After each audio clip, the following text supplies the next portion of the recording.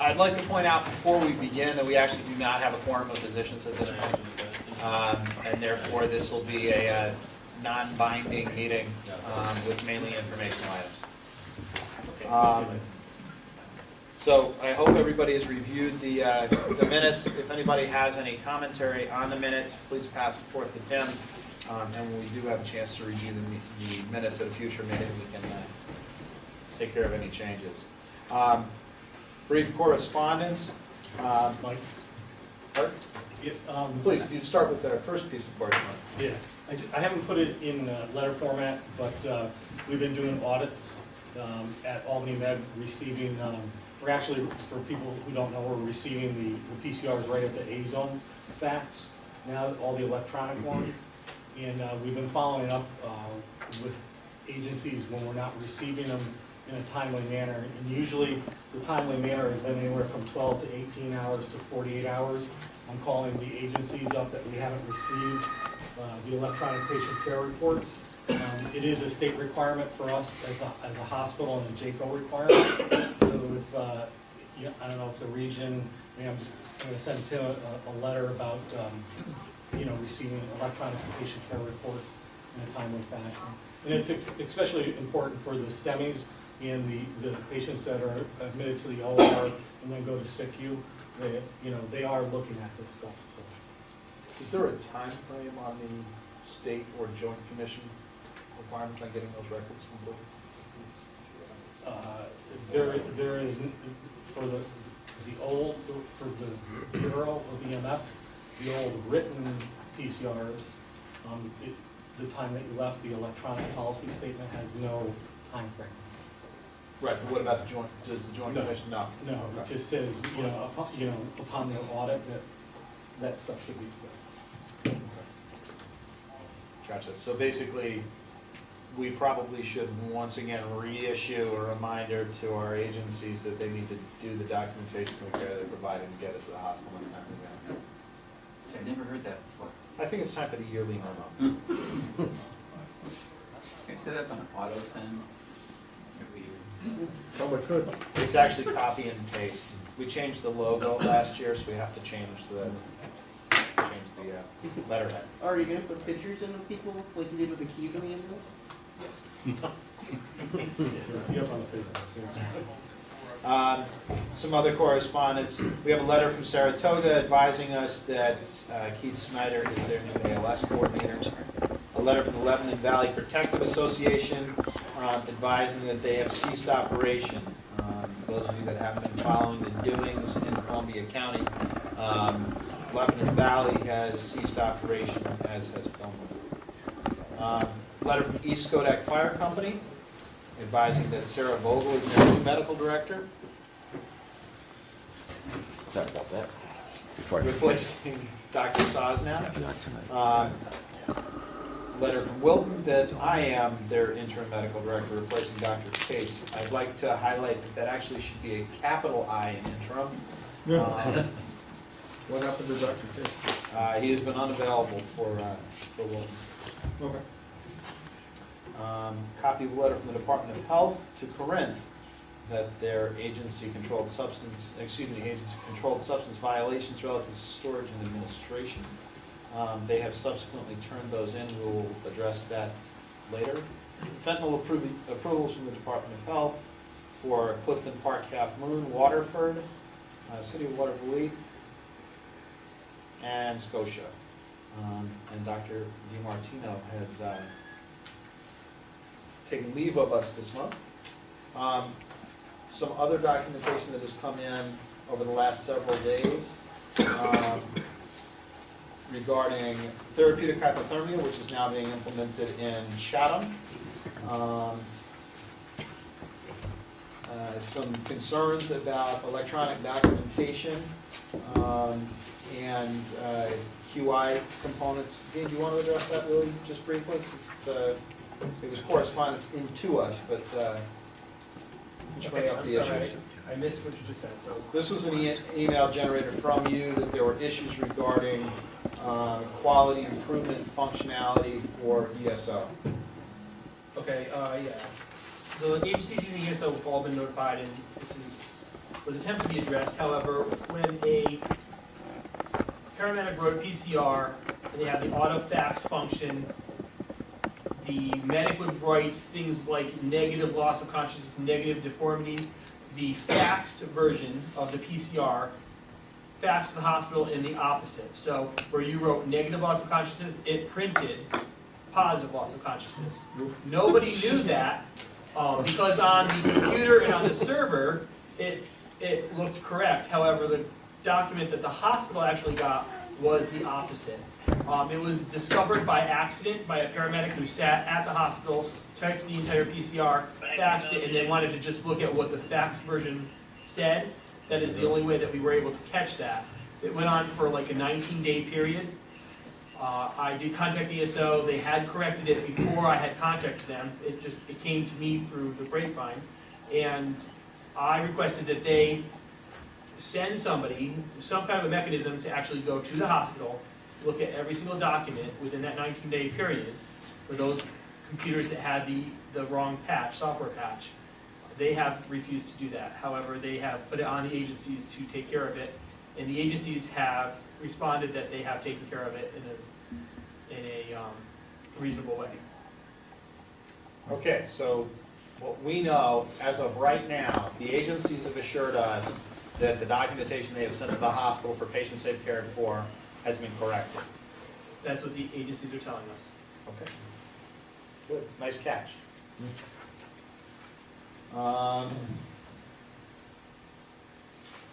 You have a very, very long letter that wasn't on my list of correspondence, sorry.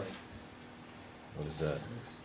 This is a long letter with that. Oh, no, those are separate letters to you and a couple of the other docs from Albany County Sheriffs. I don't think you have to read those out Oh, today. okay. It's a CON thing. Got it. Yeah. Right. Yeah. There's actually more to the ESO. Can I just add, because it's important that everybody know?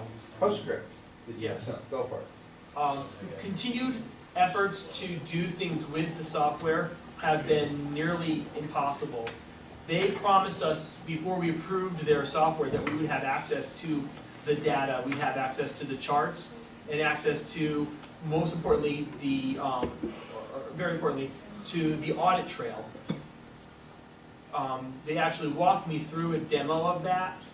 Since then, trying to get QI data has been impossible, and just recently I needed to pull a couple charts and audit trail, and they say it is non-existent. The things that we were looking for. So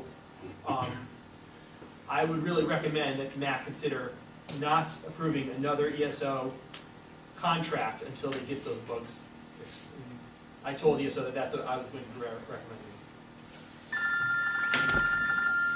We don't have a quorum, so we can't vote on a motion. On the other hand, this falls well within my purview to send that letter. If you'll draft that, we will forward that letter to them. I was expecting But we a need call. access to that, given our mandate from the state to be able to provide quality assurance for the region. All right. And we'll make sure that we CC it. Steve Sonder over the state still, right?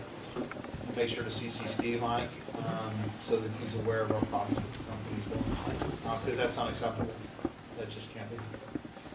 The last time we had an issue of that scope, it was one specific agency who was firm in their belief that they didn't have to participate in any requests of the region for quality assurance information. And when they spent some time investigating it, they became compliant very quickly. Which actually occurred right after their medical director called them and said, no, you have to give them the records. And then it worked out pretty well. More information about Corinth. Lots of things about Corinth.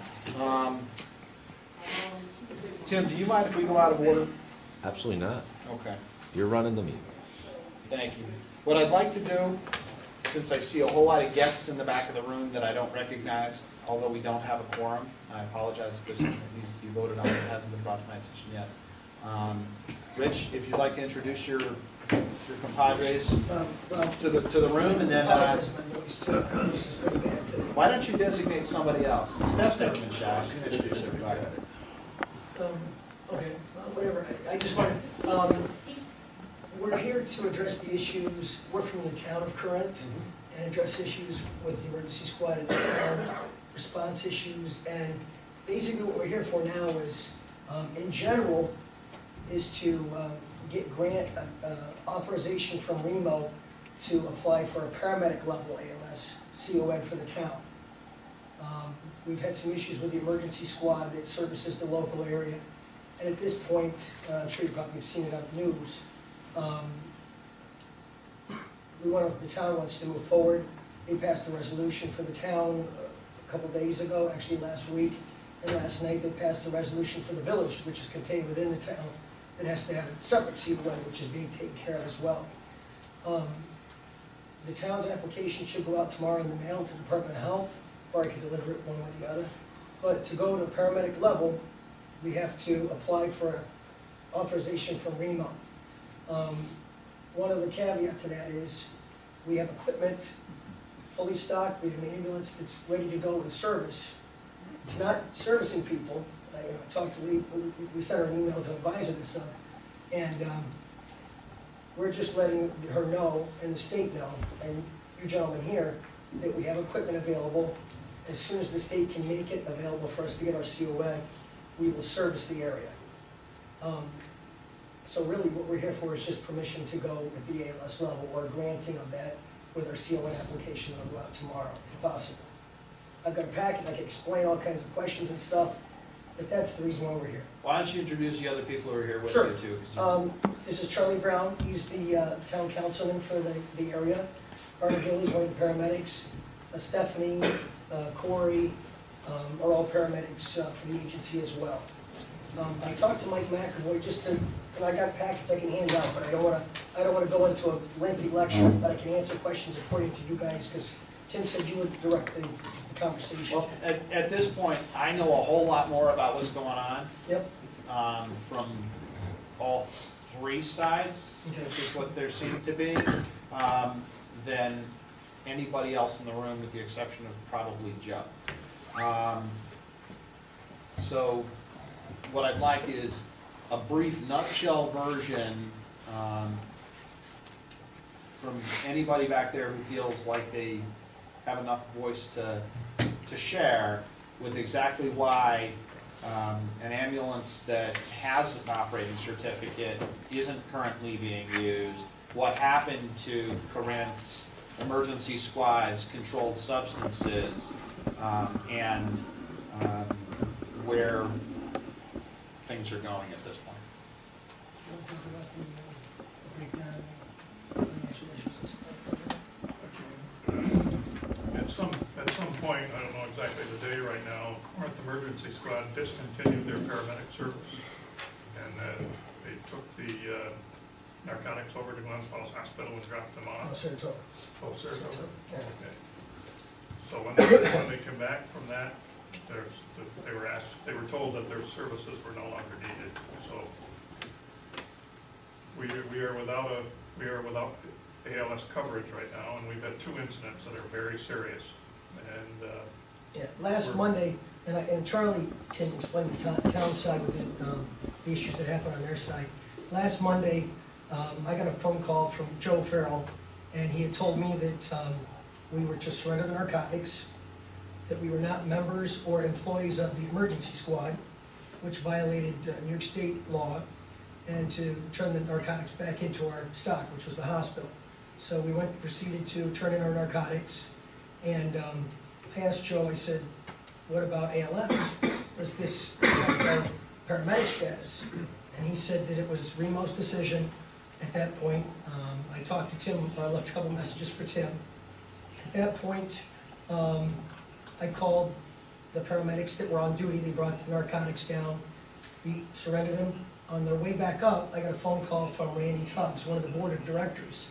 And he had told me that they were kicking us out of the building. And I said, well, is there any way that we can work it out? He's like, nope, you guys are getting kicked out of the building. And I said, what's it all about? He said, it's our lawyers. And I said, okay. Do you want us to still operate with the equipment, just not the building? And he said, well, you could use our equipment, but you'd have to be BLS. And I said, well, do you want us to show up in the morning, pick up the ambulance, take it somewhere, and at the end of the day, come back and we'll just do it off-site somewhere? He says, well, I can't let you in the building, and I can't let you use our equipment. So I guess you're getting kicked out of the building. So I called the paramedics and I said, guys, when you get back, get your equipment and just, exit the building. We can't be in the building if that's the situation. I asked Randy, I said, could we pick up our equipment at some point during this? Because there are some other medics that work up there that have lockers and equipment. And he said, yeah, just call my wife and we'll let you into the building. So we surrendered all the narcotics and everything was, the medics left. I called the county because I didn't know if Saratoga County Sheriff's was aware of it. And they told me that around 2 o'clock, which is about an hour or half an hour before this all happened, that Connie, Randy's wife, who's also on the board, had put the agency on AMA, and that the county was already advised of it. And I said, okay, then I guess it's no longer in our hands. The town supervisor, who could not be here, I apologize, and the medical director, but he is available by phone today if you need to talk to him about it, and we've already talked to him in some way, was advised. The medical director was not aware of this either. He was not advised. I called him and advised him of it. At that time, Connie and Randy had called the supervisor for the town and said, we're kicking your paramedics out of the building. And his response was, what? And from there, they discussed it, and they said it was their lawyer, they had no choice, and that this has to be resolved, okay? So they talked back and forth, and there was no resolution at that point in time. Now, the background to the story is, 6 months prior to this, there's been some negotiations for a contract with the town. And there was some concerns, I guess, on the comptroller's office for New York State, that there was, the town, what they do is they contract with the emergency squad, and the emergency squad submits bills, and they pay for the emergency squad's bills. The emergency squad would just give a dollar amount on a voucher. It would not tell them how the itemized money was spent. They just say so many thousands of dollars for phone bills or whatever it was. But the comptroller's office for the town requires an itemized set of invoices, like any, receipts. And the town approached it with the squad and their lawyer and said, we need to have some kind of proof of where you're spending this money. The state requires us to have invoices for whatever we give money out, it's taxpayer money. At that point, the squad refused. And they tried several times going back and forth. They had several meetings. I know we had meetings with the squad's lawyer and the town's lawyer, and most of it didn't involve, I was there for a couple meetings, but I'm not a lawyer, I'm not an accountant, it had nothing to do with me. Pretty much near the end of the conversations, the end of the year, December 31st, the comptroller's office advised Dick Lucia, the town supervisor, not to pay the squad any money because the town could be in trouble with the state controller's office because of paying without any kind of proof of where their money's going. And the town supervisor paid them one more month beyond that and gave them a letter from their lawyer saying that we cannot pay you past the 31st of January because we need to have some kind of audit, some kind of, a 501(c) has to have a 990, has to have audits, has to be full disclosure of all their money, how they spend it. The issues that were raised that concerned the lawyer on the town's part was a phone bill for $17,000 for 4 phones 1 year. Purchases made for dog food at the hardware store, certain items that were inappropriate for taxpayer money. And the lawyer advised the town that without a contract to be signed with the squad and the town and audits to be done, that it could put the town in an uncomfortable position if wrongdoing of money come out. So that's what happened. They sent a letter. On the day that the 31st rolled around was last Monday, and that was the time in which we were removed from the building by the emergency squad. I was there at the town board, or excuse me, at the town hall, talking to the town supervisor, and I had been given a list of 5 or 6 items that the town wanted me to try to get the the squad had issues with, just regular operational issues, PCRs, communication of the schedule, 5 or 6 items. And I was basically preparing to send emails out, discuss things with the medics on just operational things to work with the squad members. And that's when I got the phone call from Joe Farrell. So that's where that all started. And I know that the town and the squad's lawyer had been discussing, they had discussed actually in several attempts before this even happened to try to get some kind of agreement. And I even remember talking to Dick and the town board, because they had an emergency meeting that night, and the lawyer for the town was like, the issue is that I guess we're not members, and there's no proof of us being members that the squad currently has. From my understanding, I was there from 11 years ago, that we were members. Actually, I was actually 2 years ago made a squad member, and my understanding was all the paramedics were made honorary squad members to satisfy this requirement. But my understanding from talking to the lawyers, because I can't really interact with the squad members now, we picked up our equipment on, when was it, Sunday, and we had to be escorted up to the top of the building where our lockers were, one at a time, with the sheriff's deputy and Randy Tubbs, to get our stuff out of the locker. And then we were escorted down, and we were just gonna go up. I mean, we've worked with these people in the past, and we were led up one at a time with cameras on us upstairs, so we could remove clothing from our lockers. So we did that. So I haven't really had a chance to talk to any of these squad members and because it's not my place to negotiate. So at that point, we basically were at the standpoint where the town's tried several times to communicate back and forth. The last time I was aware, the squad would not disclose their finances. And the town board at the time on Monday when this happened, we're looking at different options. Dick had talked to Lee Burns and to other officials and such.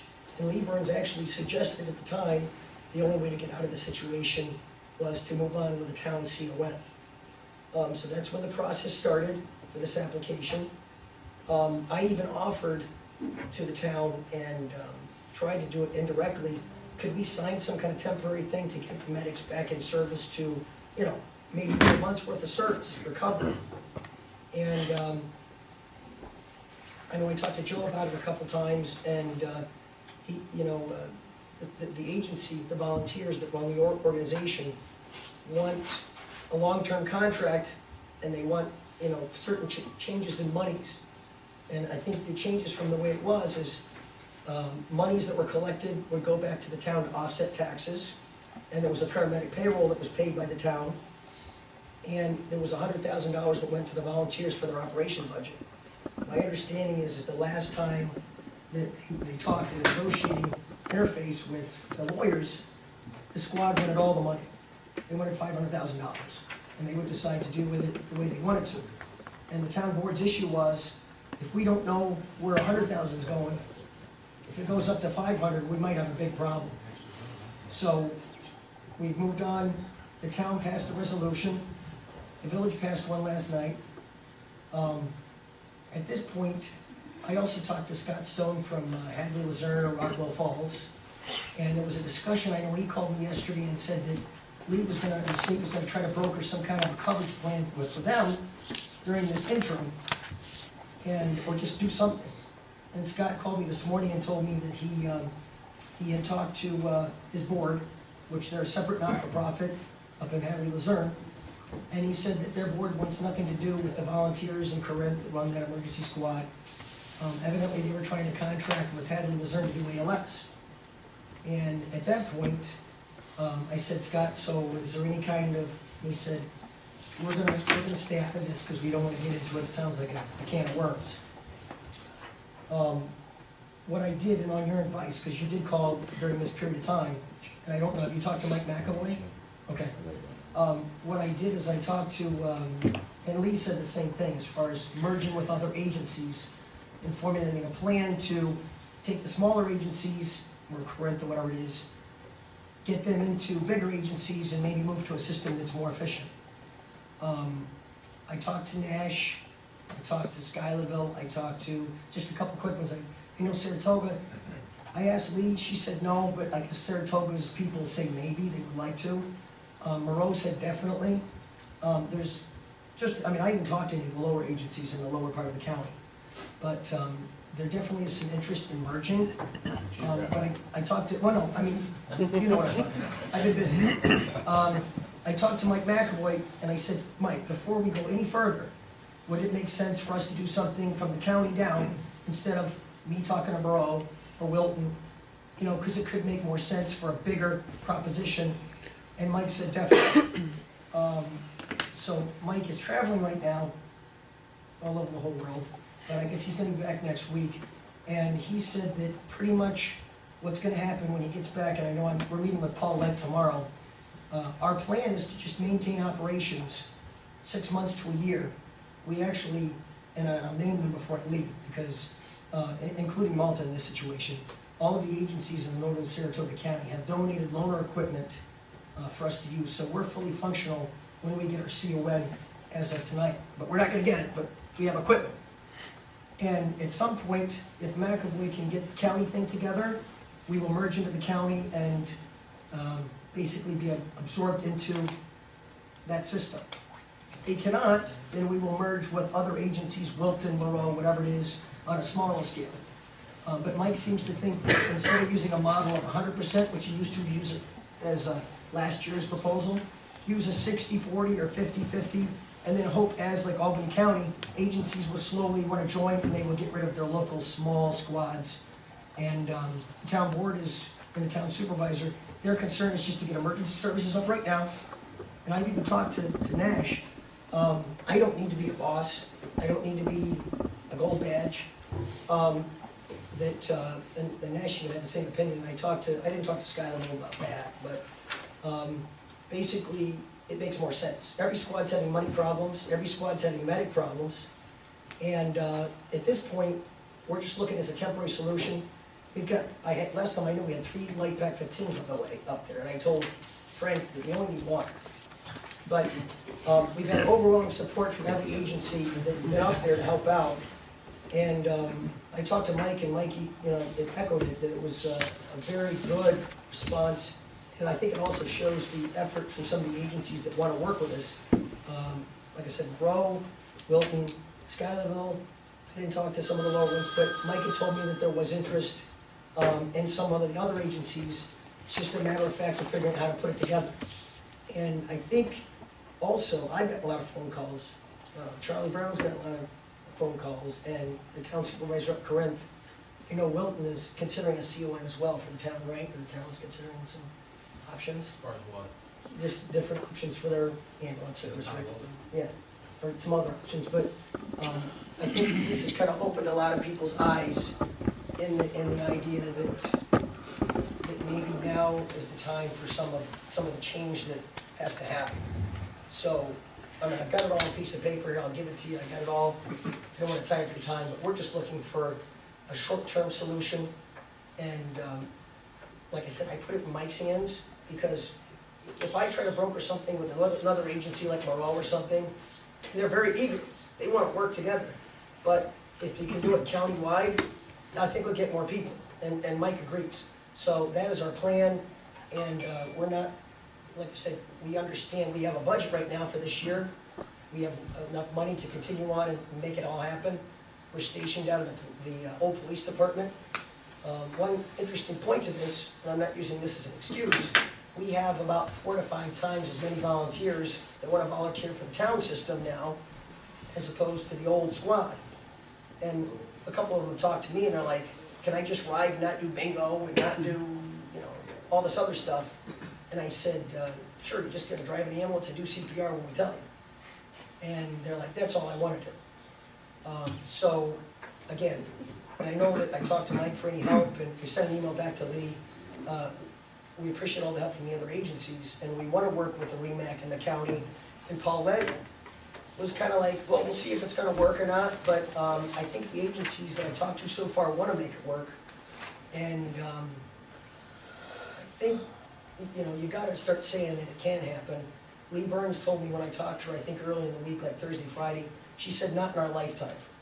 And I'm thinking about it now, and you know what, talking to Mike McAvoy, he says, well, maybe half in our lifetime, and maybe we'll start growing comptroller and financial implications. And, you know, they just can't give a blank check to an agency and have, you know, legal repercussions that, you know, could put the town out of business. I know there's a lot of other rumors and issues and stuff, and I know the town supervisor said, if anybody has any questions, to give him a call. Dr. Jagoda said to give him a call. I know that you probably got the notification. He told me that he was resigning yesterday, and he gave me a copy of the letter from the emergency squad.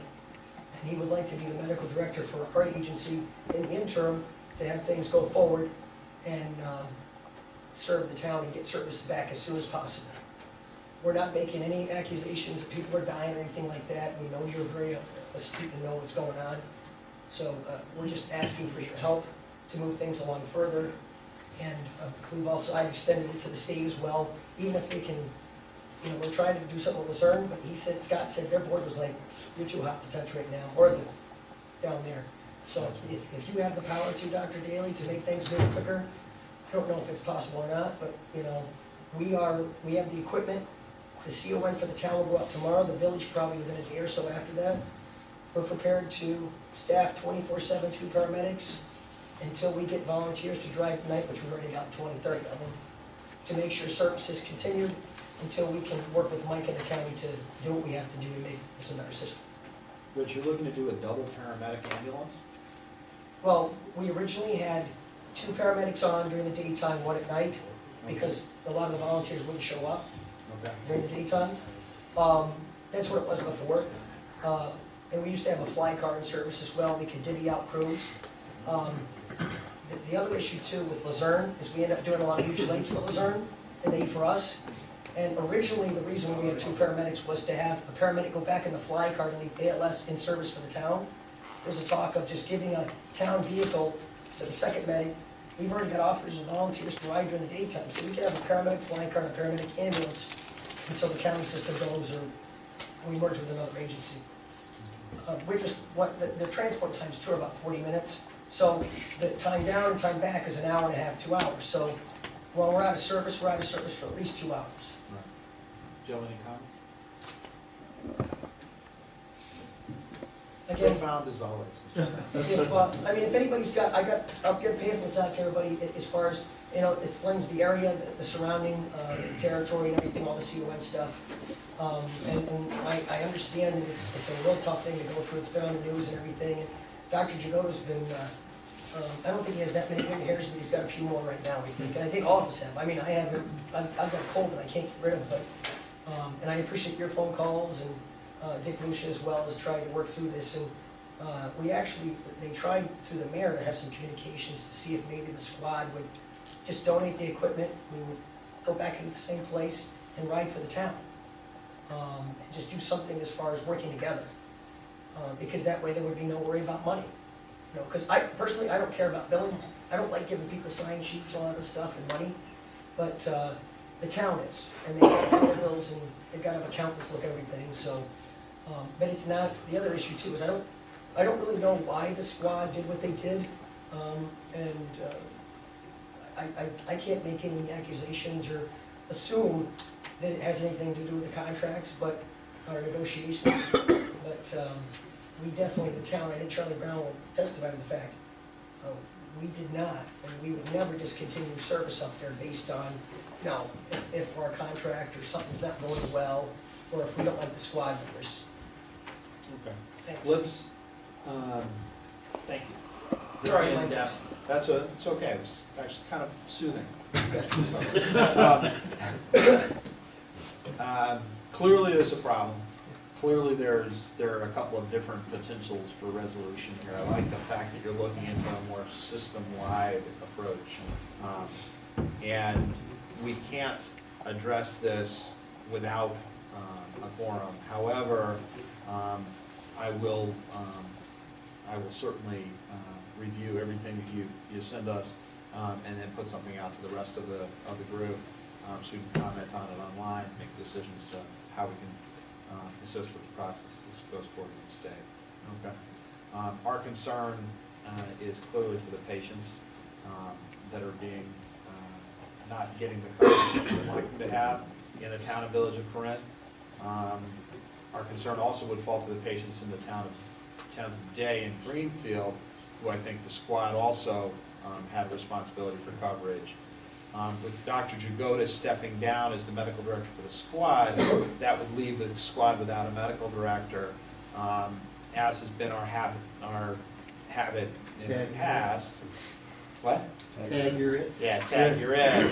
That means that I will currently be stepping in as the medical director for the emergency squad to ensure that their defibrillation capability does not suffer a lapse should they be doing any responses in the meantime, because they're still have the squad with operating authority there.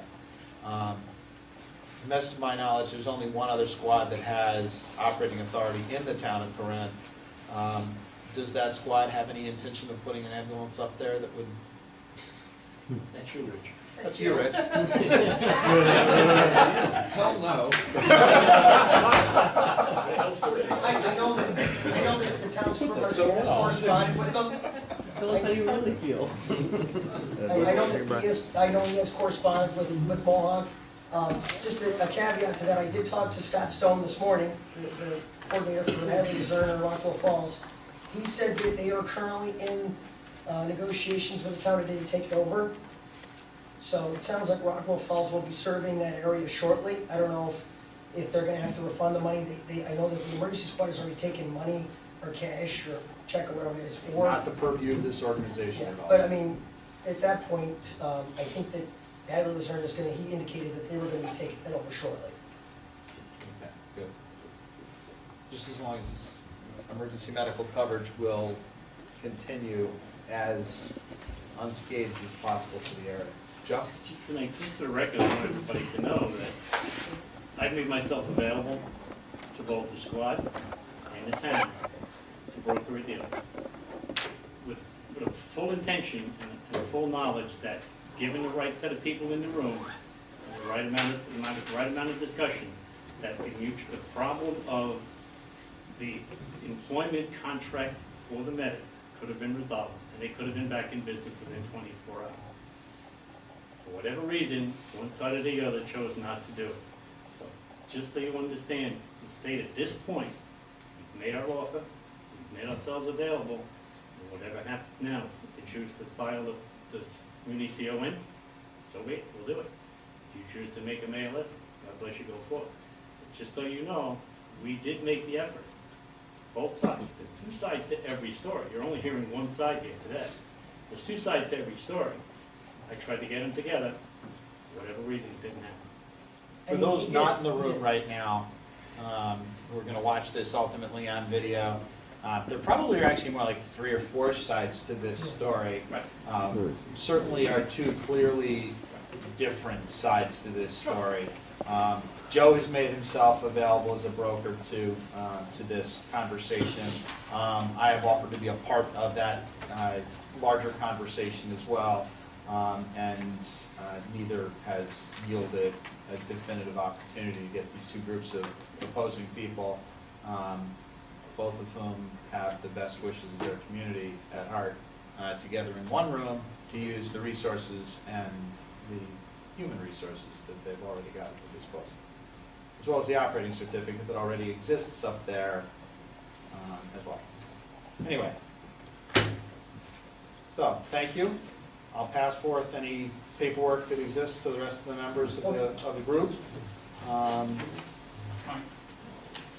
Go for it. Is this, being as you have the lateral quorum, is this something that's going to be at a minimum 4 more weeks before you're going to be able to do that, or is that something you can vote on? We'll discuss it on email and then make a determination as to whether or not we feel we should or not. At that point, or whether we need a face-to-face discussion before we can appropriately support it, or not. I think what it comes down to is whether or not we're going to go 4 more weeks without any.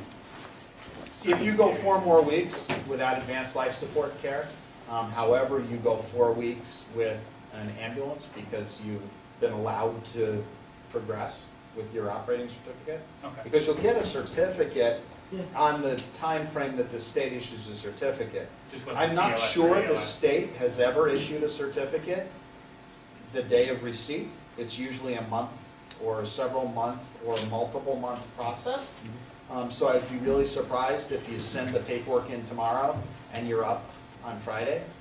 That would surprise me a lot, just because the state moves at glacial speed. I know, right in the heart. At least you know truth. But I got that quote actually from Joe in the first place, so. Do we turn it over? No, the reality is that these things don't progress that quickly. The other thing is that even if you do get ALS capability, you won't have controlled substance capabilities for an extended period of time. None of this will be like flipping a switch and turning it back on to the way it was for the people of Corinth 2 weeks ago. The other issue here, you mentioned it, is the whole AED component and then needing a medical director. Currently, the AEDs that they have are fully automatic defibrillators with an AED option. They have Philips monitors, which I don't believe any of the BLS members are currently even trained in how to use to switch that over to the AED setting. So, just for whatever it's worth, that's something that's. I was looking forward to the trip up to find out what was there. Thank you. Just want to throw out one last thing. Please. In listening to the whole discussion, I certainly don't know all the details, nor do I wish to know all the details. There's a lot of people who are managing the issue, which is great, but what I noticed a tremendous paucity in is leadership of the issue. By that I mean getting people watching it, such as the mayor really needs to be intimately involved and apprised of what's going on. Because really what's happened is a travesty. And what's going to happen is all the good managers that are working to manage the situation away are going to do that. And then the leadership, the mayor and people at that level, are not going to have an oversight and understand what's happened right underneath their noses. So I really would encourage that the gravity of this gets pointed out to the mayor before, after, and during, so future things like this don't happen. Actually, having had a conversation with the town supervisor over there, I would fully expect, and Charlie, please correct me if I'm wrong, that if he was available, he would be here. Yes. Certainly that was based on the level of involvement he seemed to have, especially. He's on the county board and he's at a county board meeting. His deputy, so I'm taking his place. Thank you. Perfect. Well, thank you all. Good luck. Okay, thanks.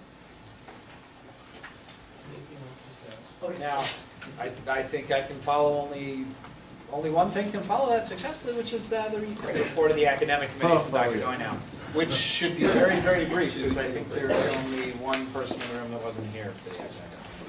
Yes, well, briefly, the most pertinent thing that came up was AHA cars versus online cars. You can pay for them, basically, with your Visa card and get a card without doing any physical showing that you have skills. So the academic committee voted that it would need to be an AHA card for ACLS, PALS, or a PEP card or an EPIC card from National Registry.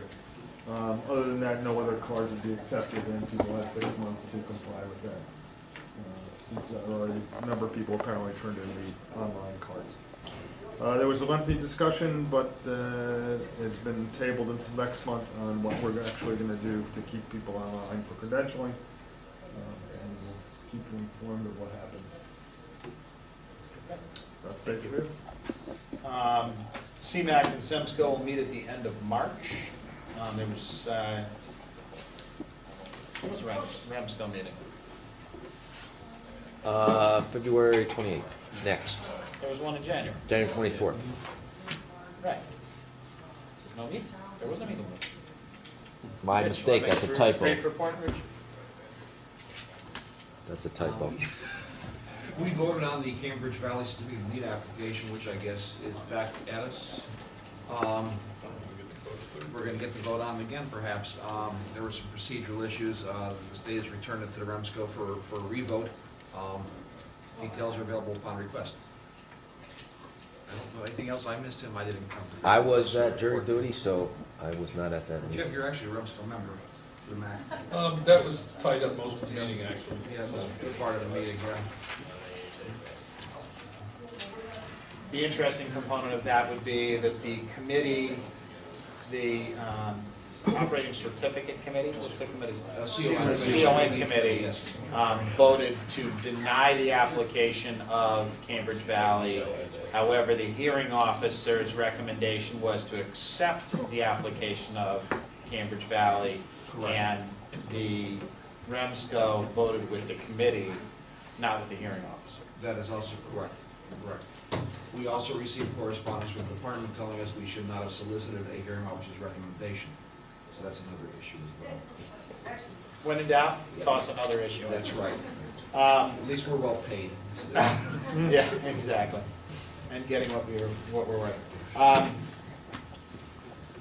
Some notifications that are essentially immaterial without a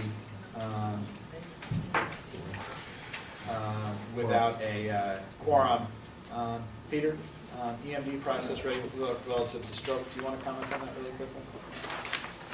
So it's not following it? Yeah, just because of its silliness, or do you want to bring it up, Sean? No, go ahead.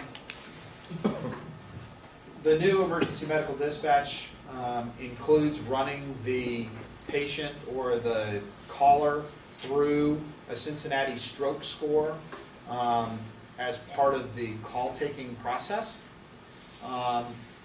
And while this process goes on and changes the dispatch parameters, not one iota. And we will not be following it in the town of Colony, and we're suggesting to the rest of the medical directors that they look at these changes that are being done in EMD to see what else your call takers are being asked to do before they actually do the one thing that the caller has asked, which is, please send me an ambulance. A few years ago, we looked at this process in Colony and shaved off 45 seconds on our cardiac arrest responses. By when we got an address, we put it out for people to start heading that direction. EMD is a snowball rolling downhill, gathering its size and speed. Watch it when these new cards come. Watch what you're authorizing for your dispatchers and call takers. Some of these things are just unreasonable. He needs a new plane. What? I think he needs a new plane. I think Clausen needs a new plane. That's cynical, even for you. Advisory 2010-07, which actually will now be 2011-02, right? Because we never issued it. Use of cameras and other recording devices. Was that up here for everybody to peruse? No, that was just an email sent that you requested to be placed on. No, there was a draft attached to it. Let me go see, I'll go see. That's okay, send it to everybody, because as Bruce put it so succinctly, this should not be an opportunity to work on problems. This should be an opportunity to work. So, what I'd like to do is review that. There have been numerous events where people have used cameras and other recording devices on the scene of medical emergencies. Information has ended up on the internet, and people have ended up in scads of trouble as a result. There have been other issues with Facebook postings, all kinds of potential problems. And our goal was to issue a REMAC advisory. Rich was nice enough to create the initial draft of that. Actually, it looks really good. And then we'll put it out to the group so the group can take a look at it and then decide how we should follow with that. Northern Dutchess paramedics asked whether or not they needed to follow our protocols and what they should do with their Valium when they crossed the border from Dutchess County into Columbia County, whether they had to have two separate controlled substance boxes, one with Valium, one without Valium, what they should do. We told them actually they should hide it under a hollow tree at the border and then pick it up as they go back. Resisted right down. Joe actually said that was fine as long as there were 3 locks on the hollow tree. So, all of that joking aside, my recommendation to this group, a few years ago, when Southern Columbia County disappeared and Northern Dutchess took over their territory, this body said Northern Dutchess should follow our protocols while they were operating in our territory. We currently have reciprocal agreements in place with the Hudson Valley region, with Arams, and with Mountain Lakes that allow agencies from outside the region, who are based outside the region, to practice inside the region under their protocols. Clearly, come July, when Arams and Mountain Lakes are using the same protocols we are, this becomes moot to our north and to our west. But to our south, this is still an issue. My recommendation is that we remove this requirement that Northern Dutchess work under REMO's protocols, that we allow Northern Dutchess to just operate under their own protocols, which we've agreed to in this reciprocal agreement, and stop having them have two standards. It'll make it much easier for their providers, and ultimately my expectation is that they probably will sign on to our protocols as well. So that would be my suggestion to the group. But that will be an agenda item next time. Mary? Just bringing it up, if you have Rockwell Falls cover the time of day, like they were speaking, that'll come up on the northern end prior to the acceptance. of Not an the issue. protocol. We have the reciprocal agreement in place up there, so it's just an issue for Northern Dutchess where we do not have, where we have precedent that we were asking for them to follow our protocols. The reason we were having them follow our protocols was to bring them up to our standards for the few patients that they care for down there. But I think the potential for confusion is far beyond the effect that we get from our protocols there. Make sense? So we also have that in Cambridge Valley and some of these small areas of northern Rensselaer County that they're covering, where they operate under their own protocols there as well, and somewhere else. Actually, we already have it with Rockwell Falls in areas of the town today, which they already have in their operating I structure. just know they mentioned it earlier. Yeah, some of it.